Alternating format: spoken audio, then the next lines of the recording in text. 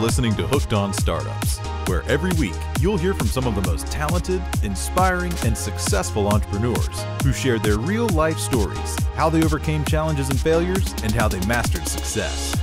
Get ready for some of the best business tips, tricks and tactics, and some frank, unscripted discussions. Here's your host, Matthew Sullivan. Today on Hooked on Startups, I'm absolutely delighted to have Frank Banks from Zen, the co-founder and CEO of Zen. Frank, welcome to the show. Thanks for having me, Matthew. So Frank, tell us a little bit about Zen, because it is the most fascinating thing that you have created. Your background is Zynga. You're one of the co-creators of Mafia Wars. You've created this exchange, this platform that enables content creators to get paid. Is that anything like what Zen does? Yeah. It's that's not a bad description. So we think of Zen as the ultimate video exchange for fandom communities, and really what that means is people who are these days it's mostly kids, mostly teenagers who are really into some aspect of pop culture. Like you can think of Harry Potter movies or anime movies or sports, K-pop, which is Korean pop music. The kind of tools they have today, the smartphones are able to now create and distribute their own fan art in the form of videos, where they remix that content, they remix that K-pop video, they remix a bunch of anime, add their own effects and their own music. And this is how they express their identity and their kind of affinity with this larger kind of fan community. So it's really the modern evolution of fan art. And I can talk more about that later, but we've created the ultimate platform for that. So where you go, you're a fan of anime, you create videos, you share them with other people that are into the same thing. You create community, and then we help you monetize that audience. We help you monetize that attention. So what happens right now? So they put the videos together and presumably they're just being posted on YouTube. Sure. Mainly on Instagram, right? It's mainly because it's mainly short form, 15 seconds, but all this stuff, it's happening across all the platforms. And what they do today is they use a platform like that and they just simply don't make any money. So I first encountered these kids on Vine, and I was paying them to promote my app, which was actually a video editing app that was targeted at kids like them. And that worked really well. And they were so excited about being able to make money doing something that they were already really into doing. Let's talk some numbers. So give me some idea about the sort of followings that some of these people have. Some of these kids have, 100,000, 200,000 or more. In terms of their following. So they're very popular. So from an advertising perspective, these are super responsive, super niche markets where they're following sort of these celebrities effectively. Yeah. So that's why they're really useful, I guess, to an advertiser. So if I've got a particular product that I want to sell to that market, you can give me all the demographics from the various social networks because those tools exist. Yeah, basically we're aggregating a bunch of these fandom niche communities. And so that would give you, as an advertiser, you can target these kids but you can also have enough reach where it makes sense for your product, right? It's ultimately what we talk about. So how does the Zen platform come in? So does that mean that I would not post it onto Instagram, or I would post it through you and then onto Instagram? No, it's its own platform that competes with Instagram. So you would, of course you can post, most of these kids are multi-platform, right? But it's really about, building the community on Zen itself, and us really catering to their needs and being very specific about that. On Instagram, they're part of this huge community, and in fact, Instagram ignores and actually bans these types of kids in many cases. So looking at something like Vine, which was hugely successful, and it was known for being these short, 30-second, 1 minute movies. Some of the followings that people have created on those are in the millions. Yeah. And although there was, I think they Vine and no more. So what you're saying is that there is this community of people that are creating this art effectively, Yeah. and it's underserved by Instagram, because if you put it on Instagram, then there's just all the other noise around this. So you're creating this platform. Right. And as an advertiser, I want to get in front of those people. So tell me more about how your platform, if I'm a creator, how do I get paid to be on your platform? Okay. So the way it works right now is one way, and in the future, it'll be more ways. So we have an ad revenue sharing program, where we basically just source the ads ourselves. It's primarily been app install ads for things like mobile games, right? And we run the ads just like you'd see on, not that much different than you'd see on Instagram or Facebook's audience network, or, YouTube or any of these other kinds of platforms. The difference being that we then, we have a custom attribution system that we then share that revenue with the content creator. So we know who is basically driving traffic to what ads, all the way through to the installation process, and then we just share that money with them. Which again, it's very similar to what happens on YouTube, for example. Yep. So I can serve ads.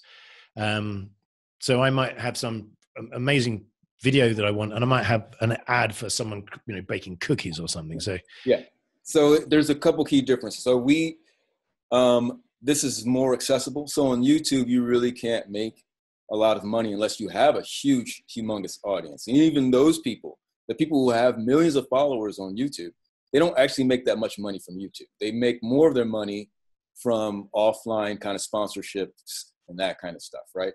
And that's because of YouTube's model, which is all based on, showing an ad on your video, and it's all driven by how many views you get, right? So we're trying to innovate around there, and we understand that that's actually not going to be, we don't think that's going to be a successful model moving forward. So we really just try to kind of, we're trying to monetize further down the kind of engagement funnel.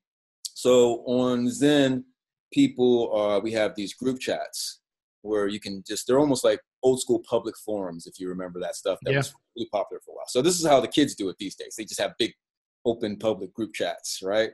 So we're looking at ways of how do you actually monetize that kind of engagement on a sort of on-demand sort of model, right? Where you opt in to see an ad, or a kid's like, hey, just look at this ad. I want you to see this ad. The kids control, or the creators control where the ads are actually being presented. And so it's just a different way. And we think there's more room for innovation and more room to create value there. Second of all, this gets into sort of the marketplace part of our model, which is right now, you ask me what kids do on, existing platforms. And not just these kids, but there's this whole social influencer kind of marketplace going on, right? Where big brands to little brands go on, and they'll hire an influencer to sponsor, to, promote some kind of product or service.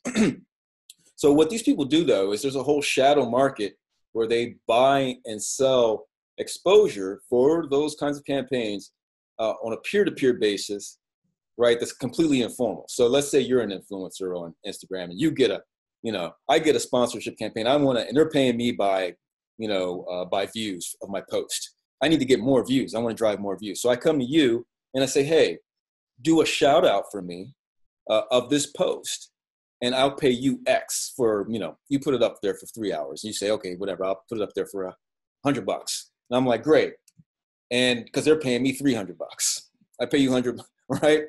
And this is how the actual mechanism, that's the actual mechanism of how this stuff spreads. It's not, people think it's just all viral and no one's actually doing anything, right?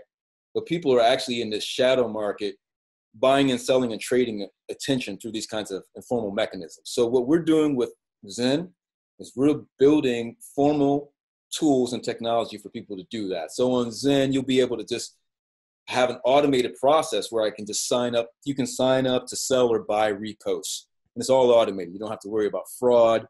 You don't have to worry about any of that kind of stuff. You can buy and sell accounts, which is what people do on Instagram and these platforms now. but with an, through an automated formal process. And that really is the core of what we're going to be doing going forward. And everything that we do is going to kind of converge around that marketplace model. See, and that I think is absolutely fascinating, because I don't know if people are actually aware of the existence of these informal shadow markets, because I think most people's assumption is that to build an Instagram following, which can be very lucrative, because we know that Instagram is one of those networks that is very responsive and therefore very much in demand. Yeah. So I think the general understanding is that you build your Instagram following organically. So you're pushing people to your Instagram site through the other social networks. But what you're saying is, and let's explore more about how this shadow market works, because if I'm a brand, my agency that's working for me will be contacting people that have large followings and effectively buying, I suppose, unofficial adverts or shout outs, but that don't actually appear to be adverts. Right. Well, the actual advertisement, it's fun. It can be tagged as an ad or whatever, but what they'll do is for that person to get that following in the first place. Right. So, I mean, some of this is organic, don't get me wrong. But the marketplace plays a really important function in there, like all marketplaces. Right. So it's organic, but also you can just simply buy exposure to build up your organic following. That's what people do. So they just have an ad for so let's say we're both doing travel stuff, right? And you've already got a really big following of travel enthusiasts. And I'm doing something slightly different, maybe complementary to you, but I don't have a big following yet, but I'm doing good stuff. So I just need more people to know about what I'm doing. So I just need exposure to build my audience. It's just like when a television network has a new show, they just advertise a new show on the old show. Yeah, right. Absolutely. So, right. So that's it's just an ad to build up the audience, right, for another account, for another social media and because we know Instagram, again, we know that you tend to get kicked off Instagram pretty quickly if you try and manipulate the followers, and if you try and add and follow and unfollow people, you get the sort of Instagram email of death, I think it is, or whatever. Right. But so these people that have tens or hundreds of thousands of followers have been able to build those followers up very quickly by going to people that are influencers in their similar communities and saying, look, as you say, if you're not an existing TV show, you shout about the new show. So that's, and how many people do you think know that about this and how that actually works? A lot of everybody in the social influencer business knows about it. I think among the general public, lay people don't know about it at all.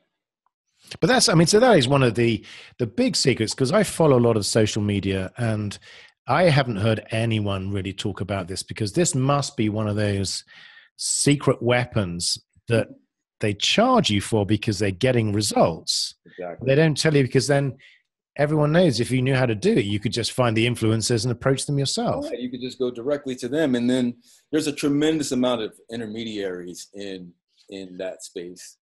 And so, they don't really have an incentive to be, really transparent about how it all works. But therefore, in any market, the moment that you strip away that irregularity and you turn it into a much more efficient market, then normally what happens is you get growth, because, and so tell me how Zen would solve those sort of problems then. So let's say that I've managed to build up a following on Zen, because as you say, I'm going to be putting my stuff on Instagram, on YouTube, on all of the other networks. Yeah. But my primary network is going to be Zen. So I'm going to be saying like, catch me on Messenger, catch me on Facebook or whatever. But instead of that, it'll be, if you want to see me or follow me on Zen. And the reason for that, and tell me more about how your technology allows me to monetize all these different approaches in a much more structured way. Right.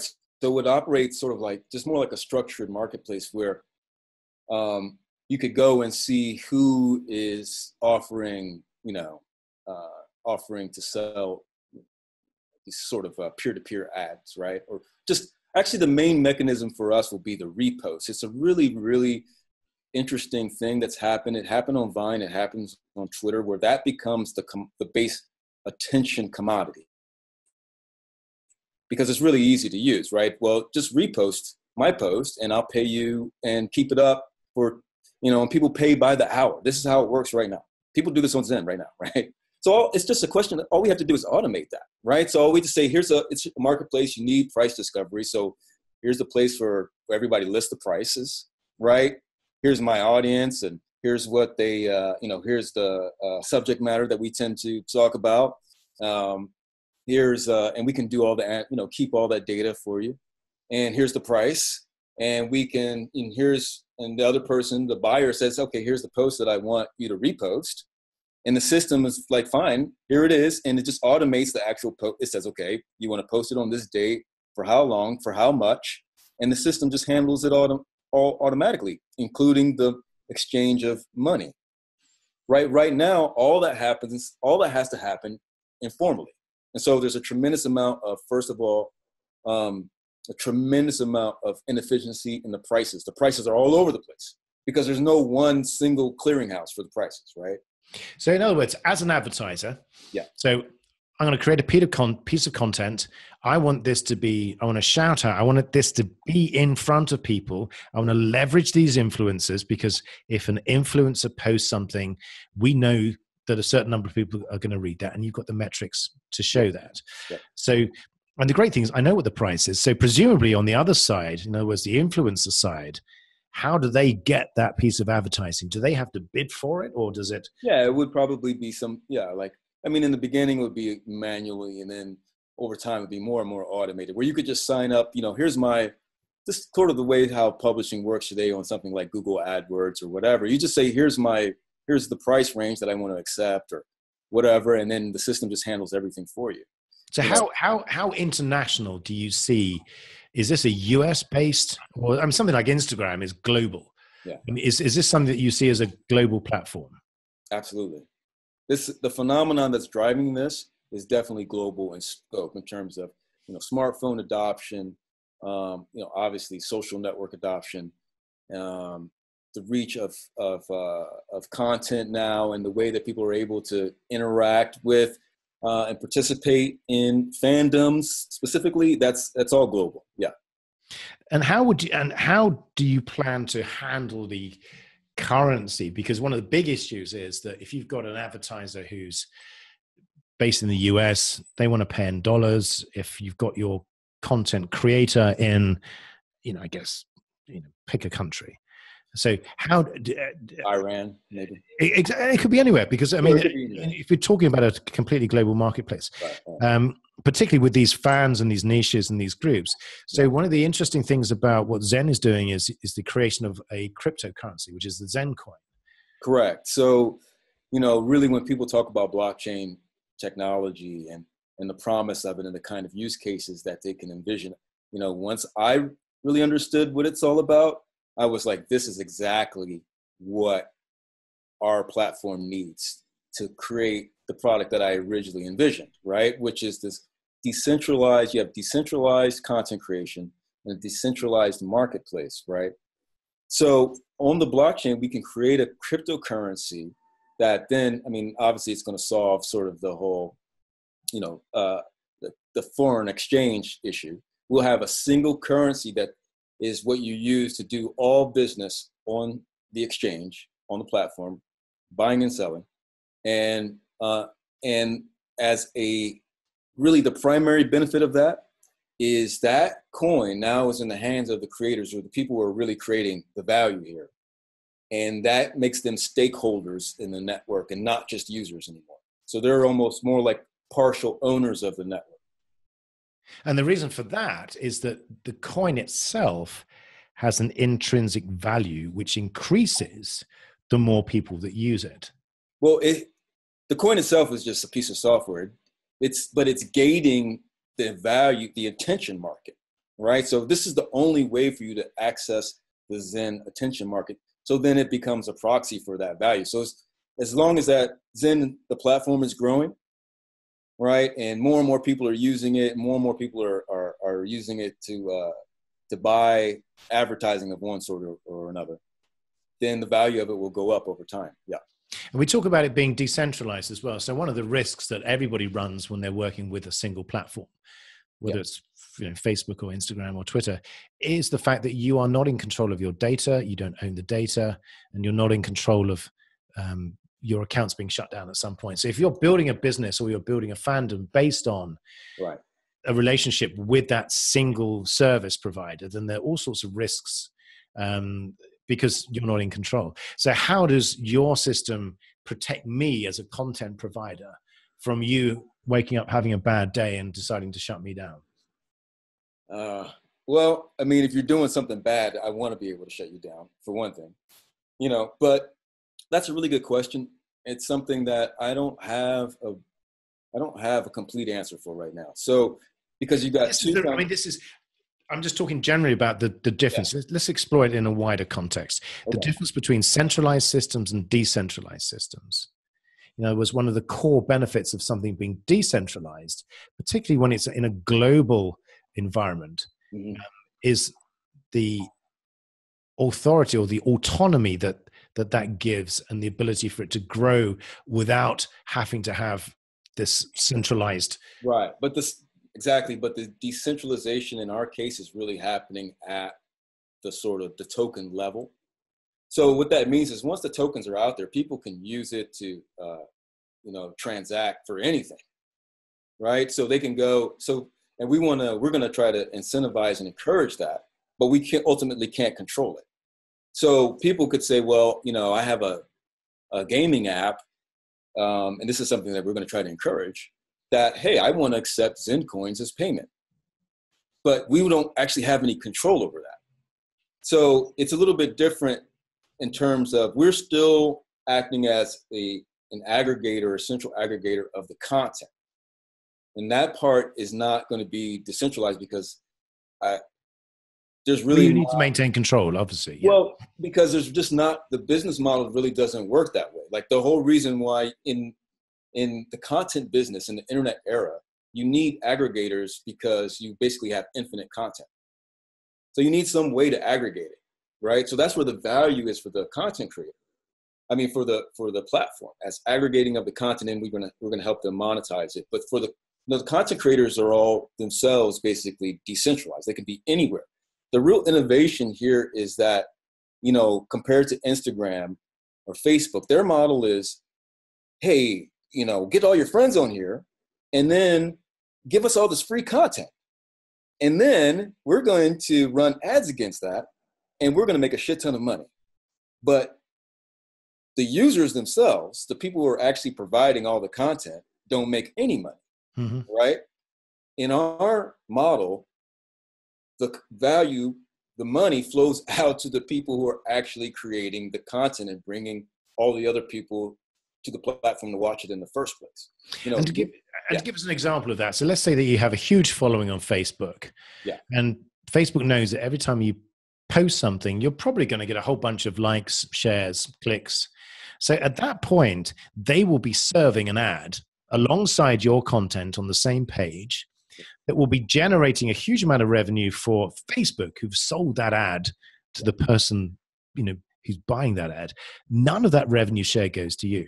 Exactly. And what you're saying is that that's completely different to what ZenCoin is doing, because that content provider, as being the person that's driving that ad revenue, gets to share in the content. That's exactly. So my question really is just looking at the token or the coin itself, the fact that the coin could actually grow outside of the Zen network and could be used, because if it's associated with fans and a community that is very vibrant and active internationally, yes, then people would want to maybe leverage the coin somehow. I mean, and how do you see that playing out in an ideal world? Ideally, I mean, we're going to be doing a lot of deliberate things to make that happen. So what we want to do is bring sort of complementary businesses. So we just, our whole strategy, and I don't want to give too much away, but our whole strategy, right? But it's basically to just have the biggest, strongest ecosystem possible. So I'll give you an example that I think that'll make this really kind of clear. So you and I have talked about my previous app, which is really where all the idea for Zen, the original idea for Zen came from. It was a video editing app for these same kind of fandom video creators that I marketed primarily through Vine and used them to do the promotion for it, right? Now, Vine which was owned by Twitter before Twitter bought Vine before it even came out. And, people have strong opinions about Twitter, but one thing I can tell you that they're really bad at doing is figuring out how to make money. Mm-hmm. Okay. That should be a very, non-controversial statement because it's just absolutely the facts. What their leadership doesn't understand or seem to understand how to do is how to build an ecosystem around their really popular products and make money from the ecosystem, right? So, and they were actually very well known, Twitter, and they did the same thing with Vine for basically just trying to destroy the third-party ecosystem that just naturally grew up around their products. What our token allows, what the cryptocurrency in this model allows us to do is actually formally integrate basically anybody that can add value in the ecosystem into our business model. So like in my case, I had an editing app that was really targeted at Vine users. And there was other ones that were really popular as well. But Vine never did anything at all. And in fact, they tried to prevent us from being in their ecosystem. Now with the Zen Coins, I can actually just formally integrate anybody. Okay, you've got a video editor that my, fan video art creators love.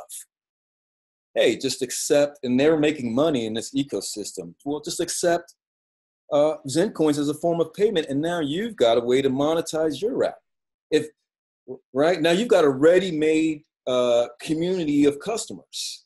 And the benefit to all users is not just the benefit to Zen, because if the value of Zen Coin compared to other cryptocurrencies increases, then the prices stay the same within the Zen Coin community.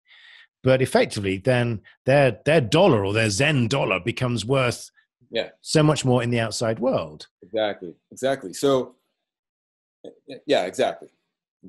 So that's the reason. So what you're saying is more people that use the Zen Coin currency, more people that become part of your ecosystem, as opposed to someone like Vine where you're trying to shut people down. You're saying the more people that use our currency, then that's better for everyone because the more valuable that currency becomes. Exactly. The more value that's in the ecosystem as a whole, the more valuable that Zen Coin becomes. And so the more value those, the greater return, the greater incentive, the greater rewards for anybody who uses Zen Coins or holds Zen Coins. And mainly those people are going to be the content creators, the people who are creating the value in the first place. And again, it's worth exploring this a bit more because what you're saying is that let's say that I bank 10 Zen Coins for a piece of content that I create, and that could be worth $10. If I go to an exchange like Coinbase, for example, I could theoretically exchange my 10 Zen Coin into $10. Right. But if the value of the Zen Coin goes up because of more and more users and because it's used in all sorts of other places, then my Zen Coin could be worth $10, $15, $20. So it's worth me staying or growing my ownership of Zen Coins in that community because ultimately the value is not static. In other words, the value of my content I could sell you a piece of content today, and that value could actually be worth twice as much next year just because the coins that I've sold it for have gone up. Exactly, because it's more like what you're getting in return for selling that, helping build an audience and helping build a network is an asset that basically tracks the value of the network. So as the network gets more valuable, so does that, that token. And what you're saying there is that you're bringing it back full circle. You're rewarding people that are the content creators, which is really the value of the community compared to something like Facebook, which leverages good content for the benefit of the company. Right. what you're saying is that you're enabling people that create content to be part of the community and to share not only in the immediate rewards, but also in the growth or the future upside. Exactly. And that's why it's much more compelling than something like Instagram or some of these other networks, which have a disconnect between the content providers and the network. Right. So they don't, because their models work so well, they don't need to incorporate the content creators directly into their business model. Because they're selling advertising, they're selling that you can boost your posts, you can sponsor posts. That's a traditional advertising method. Yeah. And again, if you think about the potential growth for what you're doing, it's not limited to geography. It's not limited to demographics. Right. So you're not, even though I guess initially you're focusing on a particular demographic, is your technology available to other content providers and other fan groups? Eventually, we want to serve everyone. Which is everybody watches video, so which is one of the reasons why I find it compelling. I mean, this is just, this visual communications in general, and video now and in the future. This is something that everyone's going to use. Everybody watches video. Everybody watches video on their smartphones. So eventually, we want to build, an ecosystem that will serve everyone. Well, it's just absolutely astonishing. But also, what I love about this is not just the change, it's the fact, is it the cryptocurrency that makes the real difference? Is that the quantum leap forward that allows you to do this and compete with some of these much bigger, more entrenched players? I think so. Yeah, that's the key innovation. It was the last piece of the puzzle. I already had this sort of marketplace idea, about the repost from the very beginning, but then when you add that cryptocurrency as that last piece, like I said, transforming users into stakeholders in the network. So you solve one of the fundamental problems of network-based businesses, right? Whereas there's a great graph in an essay, that sort of a non-technical white paper that I wrote about this. So it's, on the one hand, the earliest investors in something like Instagram or Facebook, they're the ones that get the greatest return, right? Makes sense. They took the most risk. Whereas for the users, the billionth user on Facebook is a much better product than it was for the first 10 users, right? So there's this huge gap there. And it's called the chicken and egg problem, where if you want to kind of spin up a new network-based business, like a social network or social video network, why would anybody get on there at first? Because there's no one else on there. Absolutely, yeah. But now if you have the cryptocurrency, it actually incentivizes you to be an early adopter and help grow the network, because you're actually going to get the biggest financial return if you're an early adopter. If you're an early user. And that's critical, because what's the expression? No one wants to be the first person on the dance floor. Exactly. However, what you're saying is that everybody wants to be the first person, because you're effectively getting this cryptocurrency, the Zen Coin, at its lowest price compared to other cryptocurrencies and other traditional currencies. You'll get it when the network still has all the growth ahead of it. That's why I'm not that worried about, like, people are like, well, what if Instagram does that? Well, Instagram already has 800 million people, right? So all the growth, how much more can they grow? I mean, they can grow big, but not. The hyper growth is already behind it. Exactly. So you can get in now, just like you've seen the phenomenon, exactly like what happened with Bitcoin and Ethereum themselves. It's the same mechanism. Let's talk about that, because just to put some numbers around it, I mean, when Bitcoin, if we go back, 3-4 years, something like that, and forgive me if I haven't got these numbers absolutely right, but Bitcoin was trading hands for $50 to $100 per coin. Yeah. And a couple of weeks ago, it was up at 4,000 plus. Yeah.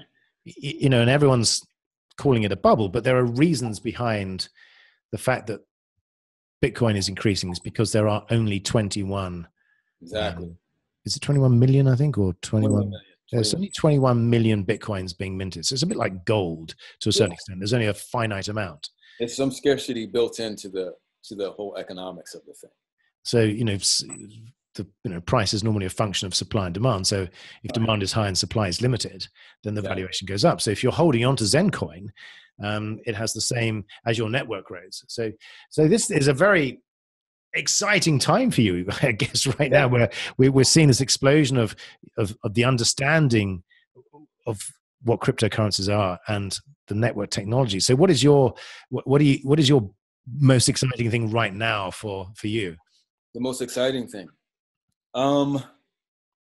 That's interesting. I think because it can drive, just by the nature of our business, and this is just sort of a happy coincidence. So we can actually be among the people who drive the mainstream adoption of cryptocurrencies, right? So even, with the huge run up that we just talked about with Bitcoin and Ethereum and the altcoins, I mean, this is something that, is still very much on the fringe in terms of actual participation, right?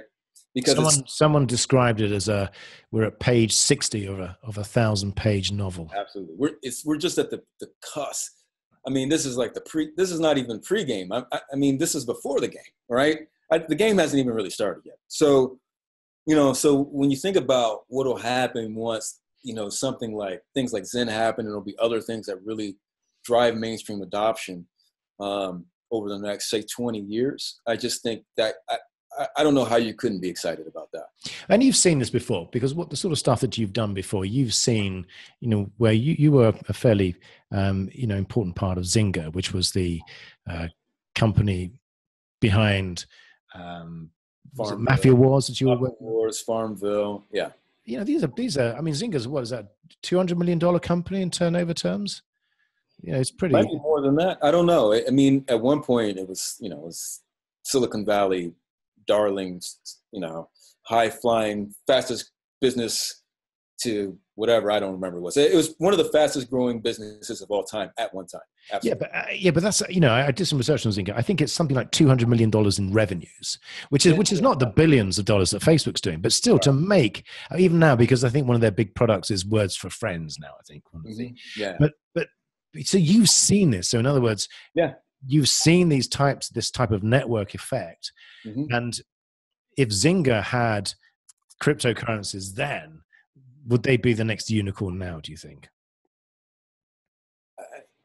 I mean, it's not a substitute for, for a strong business model, but they could have done a lot of more interesting things for sure. I mean, the possibilities are really wide open with cryptocurrencies and blockchain in general. So yeah, I think, something like that could have made the difference between, how Zynga ended up where it is now, which was, it was once one of the fastest growing companies, and then it wasn't, right? So my point though is that could have been the difference between them, not being able to maintain that kind of growth and still being in the pantheon right now. And the fact that we're at this very beginning, and the fact that the cryptocurrency just unlocks all of those payment problems, cross-border issues. Oh yeah. So it must be a fascinating time. It is. It feels like, for someone like me, I'm older than I look. So, well, at least that's what people tell me. To me, I feel like I look old, but I lived through the dot-com era. And I was intimately involved, as much as someone could be in the, in the middle of nowhere in Champaign, Illinois at the time. But this really feels like that. So when there was just a tremendous amount, and I'm talking about like mid to late 90s, right? It was just, I just knew, and a lot of other people knew, that this technology is definitely going to change the world, without a doubt. I mean, and you're right at the very, very beginning of it. And it's just a tremendous amount of energy and enthusiasm, and just all kinds of smart people and all kinds of, hucksters and all, just this wide spectrum of people, but just a tremendous amount of energy going into this. Yeah, there is. And also it's got adoption. I mean, the global cryptocurrency market has a value of over $120 billion right now. So yeah, it's a lot. It's gone past that point where it's just an idea on paper. So oh yeah, I mean, the rocket ship is already taken off for sure. Wow. Yeah. Well, at this point, I need to ask you some very, very important questions. Okay. And all. I mean, put that aside. I mean, that was enough of that world-changing stuff. Yeah, let's get into the real important questions. Real nitty-gritty. So you know what's coming, Frank, don't you? I believe so. I hope this is the questionnaire that James Lipton has very kindly borrowed from me. No, that I borrowed from him. Sorry. Right. Get the attribution right. So my question number one which of course you've been preparing for a number of weeks now, is what is your favorite word? My favorite word is can, C-A-N, not, tomatoes in a can, but yes, we can. This can do, have a can do attitude. I'm really all about, like yourself, entrepreneurs are the eternal optimists. And, I'm just really all about, let's just do it. Let's just do it. And what is your least favorite word? Powerlessness, which is sort of the opposite of that. And I asked you this earlier, but what are you most excited about right now? If you could sort of distill that. When you're in the kind of day-to-day grind with this stuff, it's kind of hard to sometimes just take a step back and be like, okay, what's really at stake here? Or what are we really trying to accomplish? Or, for me, it's really all about, in the end of the day, is trying to help people, and you have to, it's like we've built up all these elaborate structures for allocating scarce resources, and, I get a big house and you don't get one, and all that kind of stuff. I mean, at the end of the day, it's, I got into this because I want to help people, and it's a certain way of helping people. You have to fight, you have to be willing to fight other people. That's just the way it is, but, I'm just excited about the possibilities of building stuff with really cool, smart people, and us having a lot of impact over time and helping people, Which is fabulous. And what turns you off right now? I really, honestly, I think really Silicon Valley, the Silicon Valley establishment. They basically, you got these people, and I heard it, I've been working in this industry a long time. You hear all about this meritocracy and all this crap. And then there's like no black people in there. Right. So they'll say that to me. I'm like one black person out of 1,000 in a room or something. And they're like, it's a meritocracy. I'm like, well, shit, we must be some fucking idiots or something. You must think we're an idiot if I'm going to accept that. We're idiots if we're going to accept that explanation. Right. You actually have to believe that. So, this whole thing, and it's really come to the fore a little bit now with, all the kind of sexual harassment stuff going on in Silicon Valley. But the whole Silicon Valley establishment, the little club of these guys deciding, thinking we're the guys that, we're the smartest people in the world and we're going to change. That's a bunch of garbage. Yep. It's really a bunch of garbage. Fascinating. So I don't know how to. I don't really want to follow that with my next question, but I will. No, please. What sound or noise do you love? It seems to be a bit of a. I need to reorder these questions, I think. No. But I need to know. Yes, dinner bells. I love dinner bells. I like bicycle bells. You know what? I love the sound of a good foghorn or a boat horn being out on the water. Fantastic. Yeah, that's a good sound. Yeah, I can visualize this. The expanse, the space, yeah. And what sound or noise do you hate? Sound or noise that I hate. I did prepare for this, but now I can't even remember what I wrote. The sound of, I think,